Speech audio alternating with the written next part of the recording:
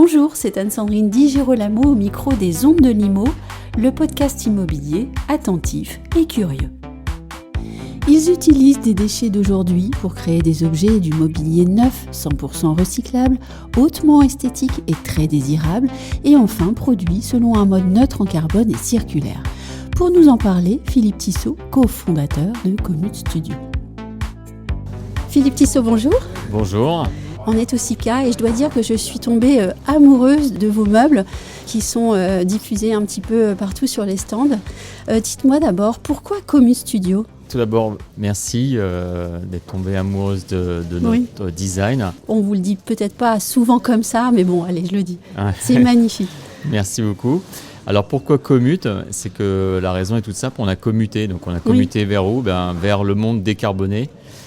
Qu'on nous promet en 2050, mais nous, 2050, c'est déjà en 2022. Donc vous avez fait votre révolution déjà. Exactement, c'est-à-dire que notre bilan carbone, il est à zéro. Oui. Et pour ça, la seule solution qu'on a aujourd'hui, c'est d'utiliser des matériaux qui sont déjà sur place, donc prendre des déchets et de les reprocesser pour... Donc là, en l'occurrence, nous, on s'est dit, il faut venir au salon de l'immobilier bas carbone, parce que l'immobilier construit l'enveloppe, mais après, qu'est-ce qu'on met dans cette enveloppe bas carbone ? Il faut du zéro carbone aussi pour l'agencer, la meubler et vivre dedans, quoi.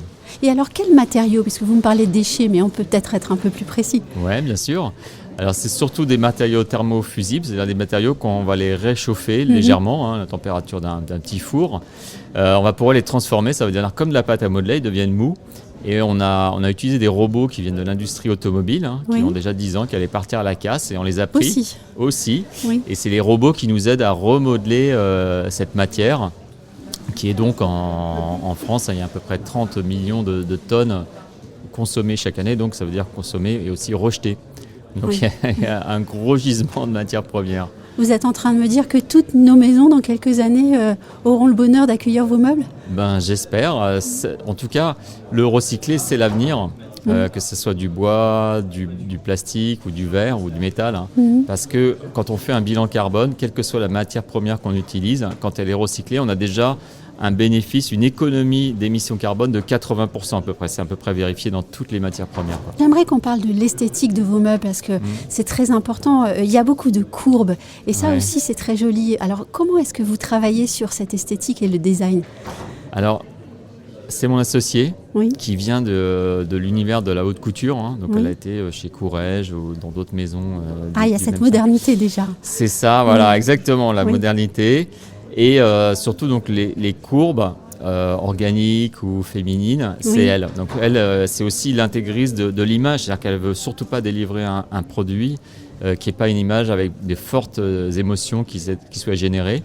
Et ensuite, ça donne à chacun l'envie de savoir comment est faite cette technique, parce qu'il y a cette espèce de ligne qu'on voit partout, et de creuser et de découvrir qu'en plus, il est beau, mais en plus, il est vertueux. Et en fin de vie, en plus, comme il est monomatière, il va pouvoir être facilement recyclé. Donc la plus simple, c'est on le broie et on le réimprime. Mais alors dites-moi, quelle est la durée de vie d'un meuble comme ça ? Parce que vous me parlez de fin de vie. Alors c'est important. La fin de vie, en fait, le plastique, c'est un peu comme le bois. Quand on en met une quantité suffisante, ça devient un matériau très durable. Donc nous, nos mobiliers à la base, vous avez vu, ils sont bien massifs. D'ailleurs, ils rassurent aussi, ils sont élégants et rassurants. Et on pense qu'ils vont durer 1 siècle, 2 siècles, 3 siècles. Par contre, on est conscient du fait que dans un bureau, dans une boutique, les propriétaires vont vouloir changer la décoration au bout de 5 ans, 7 ans, 8 ans.